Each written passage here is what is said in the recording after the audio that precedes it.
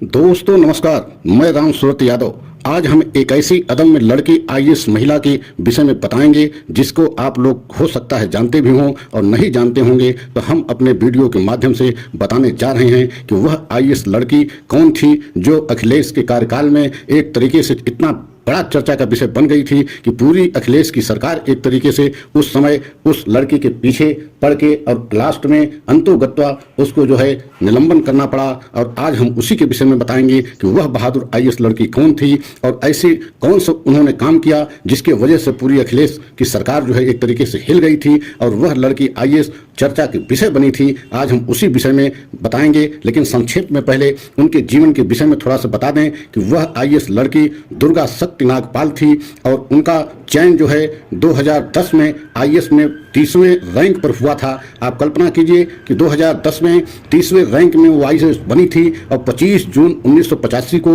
रायपुर जिला छत्तीसगढ़ प्रदेश में जन्म लिया था। आप कल्पना कीजिए कि इतनी होनहार और अदम्य साहसी लड़की थी कि पहली ही पोस्टिंग में मतलब 2013 में पहली बार उनकी पोस्टिंग नोएडा गाजियाबाद में हुआ और जिस तरीके से उन्होंने एसडीएम के पद पर उनकी पोस्टिंग हुई और वहां उस समय बड़े बड़े खनन माफियाओं का एक तरीके से राज चल रहा था। लेकिन जब दुर्गा नागपाल ने वहां पोस्टिंग अपनी ली तो उन्होंने खनन माफियाओं के खिलाफ इतनी बड़ी कार्रवाई की कि पूरी तरीके से एक तरीके से प्रदेश स्तर के खनन माफिया में एक तरीके से बहुत बड़ा जो है तूफान आ गया और सभी खनन माफिया में चर्चा होने लगी कि यह कैसी एसडीएम आई हैं जो 24 ट्रैक्टरों को एक साथ में सीज कर दिया। और पूरे प्रदेश में यहाँ तक कि आप जानते हैं बड़े बड़े खनन माफियाओं का बड़े बड़े नेताओं से तालमेल होता है और पूरे प्रदेश की सरकार एक तरीके से चर्चा में आ गई और उसमें दखलंदाजी देने लगी। लेकिन जो है अदम्य साहस के चलते उन्होंने अपने कर्तव्य को निर्वहन में किसी तरीके से जो है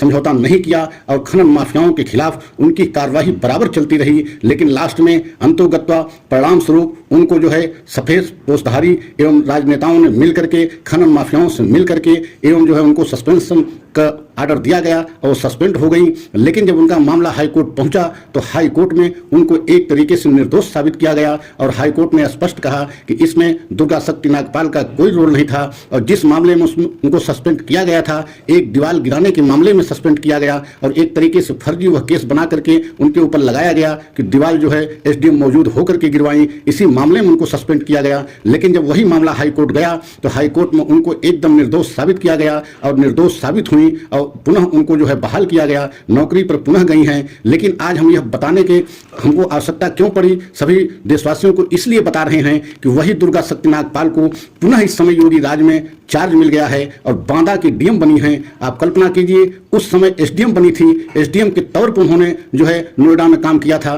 तो पूरे प्रदेश स्तर पर उनकी चर्चाओं का विषय बन गया था। और आज योगी राज में जब उनको डीएम बांदा बनाया गया है तो आप सोच सकते हैं कि दुर्गा शक्ति नागपाल वही हैं, अपने जो है कर्तव्य में किसी प्रकार वो समझौता नहीं करती हैं। अगर वो अपने उसी तरीके से कर्तव्यों का पुनः निर्वहन करेंगी तो आप जानते हैं कि इस समय भी एक तरीके से बांदा में जो है माफियाओं का राज है। लेकिन जिस तरीके से उनका जो है चर्चा उस समय 2013 में था, अगर उसी तरीके से आज अपने कर्तव्य का निर्वहन दुर्गा शक्ति नागपाल करेंगी तो ये आप समझ लीजिए कि योगी राज में भी उनकी चर्चाओं का दौर फिर से शुरू होगा। इसी वजह से आज हम इस वीडियो को बना रहे हैं कि सभी देशवासी पुनः देखें और जानें कि दुर्गा नागपाल जो है एक बहुत होनहार एवं अदम्य साहसी आईएएस महिला हैं और इस समय उनको बांदा का चार्ज मिल गया है। तो आप कल्पना कीजिए आने वाले समय में वह फिर चर्चा का विषय बनेंगी, क्योंकि 2013 में जिस तरीके से वो पूरे देश में नहीं बल्कि प्रदेश में तो थी ही, लेकिन पूरे देश में उनकी चर्चा हुई कि एक शुरुआती नौकरी में और एसडीएम के पद पर रह करके बड़े बड़े माफियाओं को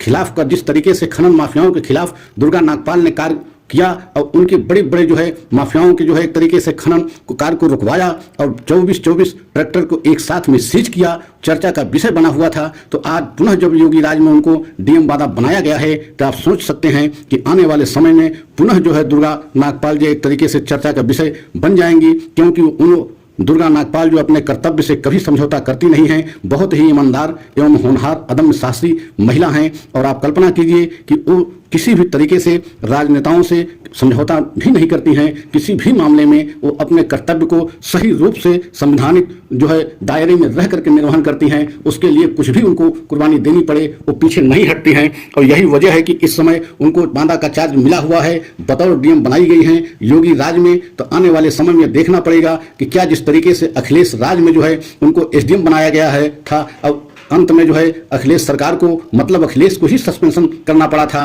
तो क्या योगी राज में डीएम बनने के बाद क्या ऐसा न हो कि योगी जी को ही जो है उनके खिलाफ एक्शन लेना पड़े या कोई कार्रवाई करनी पड़े। क्योंकि दुर्गा नागपाल जिस तरीके से वो अपने कर्तव्यों के लिए जानी जाती हैं, किसी भी तरीके से वो समझौता नहीं करती हैं। तो आने वाले समय में उनके विषय में लोग जानेंगे और सुनेंगे कि हो सकता है कि बांदा में डीएम रहते हुए पुनः चर्चा का विषय दुर्गा शक्ति नागपाल बने, तो इसमें भी कुछ गलत नहीं होगा। और क्योंकि वो इसके पहले एसडीएम के समय जो है चर्चाओं को विषय में पूरे प्रदेश में चर्चा का विषय वो बन चुकी हैं और बड़े बड़े माफियाओं के खिलाफ कार्यवाही किया भी है। तो आने वाले समय में हो सकता है पुनः उनका चर्चा पूरे प्रदेश स्तर पर हो। तो अगर हमारा यह वीडियो सभी देशवासियों को अच्छा लगा हो तो लाइक सब्सक्राइब करते हुए कमेंट के द्वारा अपनी राय अवश्य दें और जानें समझें कि यह जो है दुर्गा नागपाल जो हैं बहुत ही होनहार महिला हैं, आईएएस जो हैं। इस समय उनको बांदा का चार्ज मिला है, तो आने वाले समय में चर्चा के विषय पुनः बनेंगे। तो सभी देशवासियों के बताते हुए कि यह वही दुर्गा नागपाल हैं जो 2013 में एसडीएम बतौर नोएडा और गाजियाबाद में पोस्ट रही हैं। तब चर्चाओं का दौर चला था, तो आज पुनः वो बांदा के डीएम बनी हैं। तो आप सभी देशवासियों के बताते हुए कि अगर हमारा यह सच अच्छा लगा हो तो लाइक सब्सक्राइब करें, कमेंट के द्वारा अपनी राय अवश्य दें, अगले सच की प्रतीक्षा करें। जय हिंद, जय भारत।